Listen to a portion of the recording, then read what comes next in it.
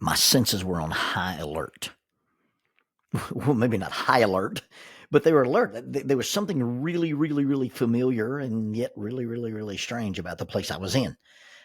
I was standing in this place and I was surrounded by these really interesting rock formations, and I kind of wanted to climb. I didn't have my climbing gear with me. I was in regular blue jeans and a pair of Merrell shoes. I think I was in a pair of Chameleon threes. It was all low angled stuff, but it was just really, really interesting. And I wanted to climb. Yet at the same time, there was something going off in my brain. And scientists would talk about, the front of your brain, the middle part of your brain, the back part of your brain, and they talk about that being the lizard part of your brain. Well, as it turns out, it was the lizard part of my brain. That's when it hit me. This is where I first saw the Gorn. Now, if you don't know what a Gorn is, make that your original lizard man. Not reptilian shapeshifter, but straight up humanoid lizard guy. And the lizard part of my brain said, this is exactly where I saw my very first Gorn. Now, at the time, I didn't know there was more than one Gorn. I didn't know there was a whole race of them. But in my first experience, there was just one. And he walked really, really slow with a lumbering gait. And I can still hear his raspy voice calling out, Captain Kirk. Make the distinction. This is not the conspiracy theory, planet controlling ruling class reptilian shapeshifter. And one does have to make that distinction, although I'm not sure how we got to the point where such a distinction has to be made. My first foray into reptilian shapeshifters was I was trying to do some research on a Brazilian jiu-jitsu counter.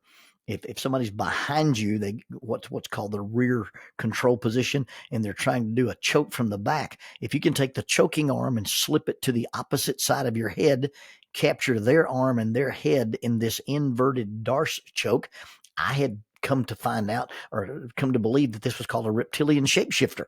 And I wanted to make sure that I had the name of the move right. And I Googled it. Please do not Google reptilian shapeshifter. All I got was pictures of Nancy Pelosi. Because you see, there's a group of people, conspiracy theorists, who believe that our world, our government is controlled by rodent-eating reptilian shapeshifters, reptiles who can take human form. But I digress. The Gorn is not a shapeshifter. The Gorn is just a humanoid reptilian species. And I'd seen one in this very place years ago. Now, I wasn't in the place when I saw it. I was sitting at home on my couch watching Star Trek when I saw it. Now, I'm here today, and I recognize the place because Jackie and I are visiting Vasquez Rocks. Vasquez Rocks is a natural formation near the Hollywood Studio Zone. It has become like a 900-acre park, and it's a super interesting piece of landscape. It was formed when the San Andreas Fault had a little hiccup and pushed all these rocks straight up, and it's been featured as a location. It has been featured many, many times as a location in the Star Trek franchise. Now, please remember what Star Trek says is where no man has gone before. Well, let me tell you that this particular place that is supposed to be in Star Trek where no man has gone before, there have been a lot of people there. There have been a lot of people before that. It was made famous by Tiburcio Vasquez in 1874. He was the most notorious of California's Mexican banditos, and he retreated there to escape from the law and basically gave it its name. But in addition to Vasquez himself, this place has been visited by the Gorn, the lizard people, by Vulcans, werewolves, Apaches, Marshall Matt Dillon, Butch Cassidy and the Sundance Kid, Bill and Ted, Austin Powers, MacGyver, Shrek the Lone Ranger, and Buffy the Vampire Slayer. Not a bad list of people for where no one has gone before. No wonder I was on edge. Every movie I'd seen as a kid had probably been filmed at Vasquez Rocks, and I could run into anybody out here. So I was on high alert. And not only that, as I looked at this place, I could be anywhere. See, not only has Vasquez Rocks hosted many, many different types of people and creatures, it has been many, many different places. It was used as a background setting and depicted as Tibet. It housed one of the battle scenes in Army of Darkness, the Planet of the Apes, colonial India, numerous alien landscapes, including that are specifically named in the Star Trek franchise, where no man has gone before. It's been the planet Vulcan. It's been Capella 4. It's been Lazarus's planet. It's been the Metron asteroid, and that's the actual place where Kirk and the Gorn had their battle. It's been used as the amusement park planet. If you've been to Vasquez Rocks, you've been to all these places. Talk about seen one, seen them all. I remember having a discussion with Dan Sutherland, and he described Mississippi as it's just like Thayer, Missouri, all blowed up. In Dan's mind, if you'd been to Mississippi, you'd been to Thayer, and if you'd been to Thayer, you'd been to Mississippi. Well, if you've been to Vasquez Rocks, you've been to all those alien places. The actors, the directors, the stuntmen, the cameramen, all these people walked the exact same path from the parking lot to the rocks. They'd walk the exact same path and ended up in the exact same spot I was in. But in their minds, or at least in their representation, they had ended up in an entirely different place. To some, it was desert. To some, it was an escape. To some, it was a prison. To some, it was a place of peace. And to others, it was a battleground. And it really kind of depended on the writers and the actors and what was being filmed or represented or portrayed on any given day. On the particular day I was there, I was just a tourist. I was with my beautiful wife, and the whole place was outlaw, alien, and lizard man free. I learned a long time ago that it's not where we are, but rather how we are and how we view something, or even how we think about it, that determines our experience. It's how we act while we're there, not the fact that we're actually there. The Apostle Paul said, and it's been quoted, it's been on posters, it's been on tattoos, it's been on bracelets, it's been on t-shirts. The Apostle Paul said, I can do all things through Christ who strengthens me.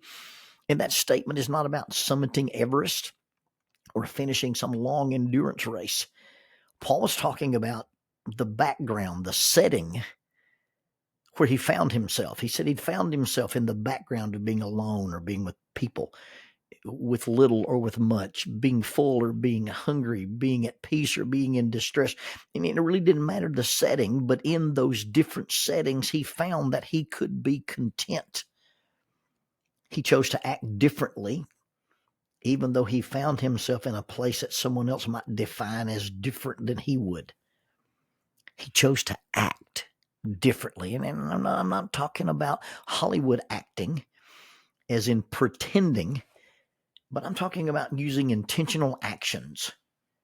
I'm not talking about denying reality or creating a false one, but simply seeing the desert as it is and using that setting, that backdrop, to accomplish a different purpose or simply to tell a different story.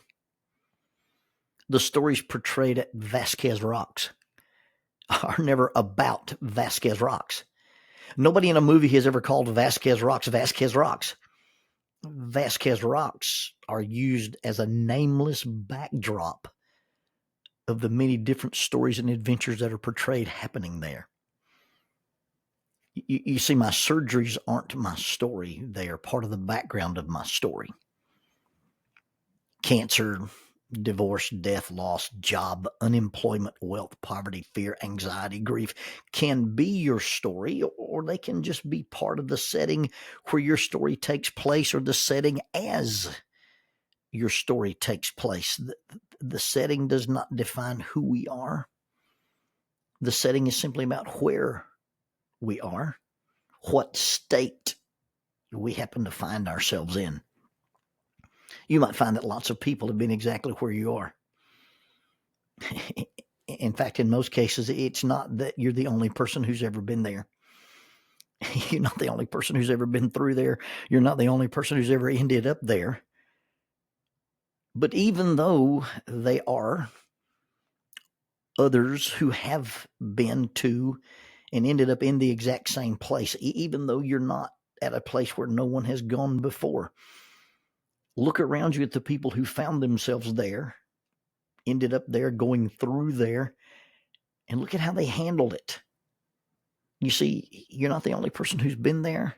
And the other people who have been there, winning or losing, success or failure, number one, they chose to see it differently. That determined their behaviors. Number two, they chose to act differently. They chose to act out a different script. They chose not to let the background define who they are. It was just simply where they were. And it's very, very important to keep in mind that you are not the only person who has been there. You're not the only person who has gone there before. It's not that no one has gone before. It's not that you're the only person there. But you're the only person who gets to choose how you write the ending of where you are. Where no one has gone before is not the important part, because we all probably ended up at some of the same places. But I'm the only one who gets to determine how it ends.